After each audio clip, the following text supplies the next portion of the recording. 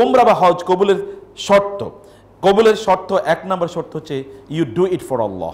আপনি উমরা করতে যাচ্ছেন বা হজ করতে যাচ্ছেন, it is to be for Allah. এবং এই কারণে আমরা যখন হজ বা উমরা করি আমরা কিন্তু নিয়ত করি কিভাবে, লাব্বাইক আল্লাহুম্মা হাজ্জাতান বা লাব্বাইক আল্লাহুম্মা উমরাতান লা রিয়া ফিহা ওয়ালা সুমআ। হে আল্লাহ, আমরা হজ বা উমরা নিয়ত করছি কাউকে দেখানোর জন্য না, কাউকে শোনানোর জন্য না। এই ডিক্লারেশনটা পর্যন্ত দিতে হয়, and it is to come from your heart. মুখেই শুধুমাত্র বলেন এরকম না, এই জিনিসটি করতে হয়।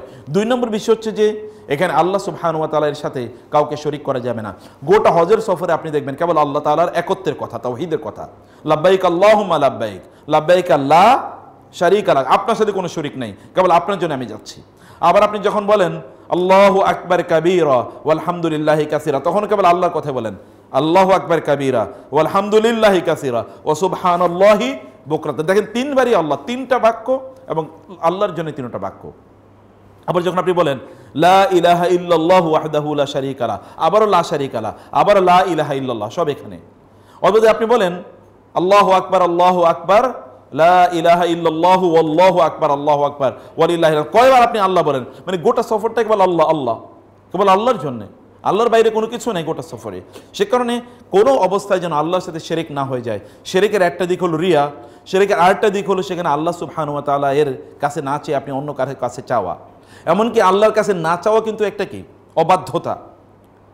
এমন অনেক লোককে আপনি দেখবেন, আল্লাহ তোমার কাছে তো জীবনে কোনো কিছু চাই না, এইবার চাইতেছি তুমি আমার এই জিনিসটা দিও। এরকম অনেক লোকের দেখি অহংকার করে বলে আল্লাহর কাছে আমি জীবনে কোনোদিন চাই না, আমি তোমার চাওয়ার দরকার কি, তুমি তো পুরোটাই আল্লাহর অনুগ্রহের উপরে বেঁচে আছো।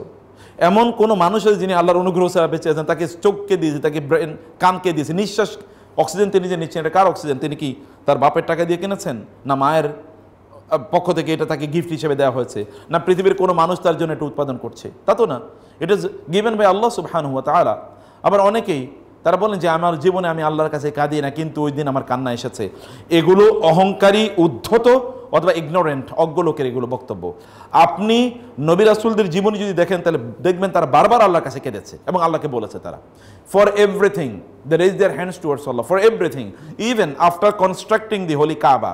কাবা তৈরি করার পর, নির্মাণ করার পরেও ইব্রাহিম আলাইহিস সালাম এবং তার সন্তান আল্লাহর কাছে দোয়া করেছেন, আল্লাহ রব্বানা তাকাব্বাল মিন্না ইন্নাকা আনতাস সামিউন আলিম।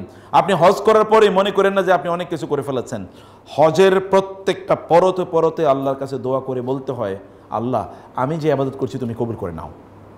কারণ আল্লাহ কবুল না করলে আপনার একটা পণ্ডশ্রম হবে।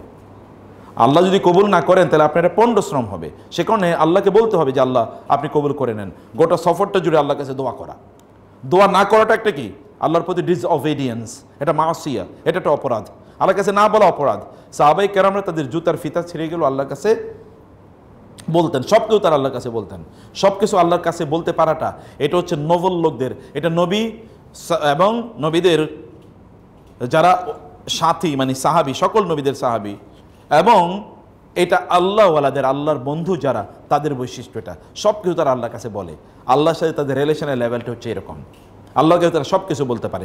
এরকম একটা মর্যাদা আল্লাহর সাথে তারা সম্পর্ক, মর্যাদাপূর্ণ সম্পর্ক তারা আল্লাহর কাছে তৈরি করেছে। 3 নম্বর যে বিষয়টি দোয়া কবুল মানে ইবাদত কবুলের জন্য, তা হলো ইবাদতটি হতে হবে সুন্নাহ মোতাবেক। ইবাদতটি হতে হবে কি মোতাবেক? সুন্নাহ মোতাবেক। প্রত্যেকটা কাজ আপনাকে সিদ্ধান্ত নিতে হবে, আপনি কি মন গড়া করবেন, নাকি অমুকে কি বলেছে তমুকে কি বলেছে সেভাবে করবেন, নাকি আল্লাহ রাসূল সাল্লাল্লাহু আলাইহি ওয়াসাল্লাম যেভাবে দেখিয়ে দিয়েছেন সেভাবে। আল্লাহ রাসূল নিজ থেকে এটা করেন নাই।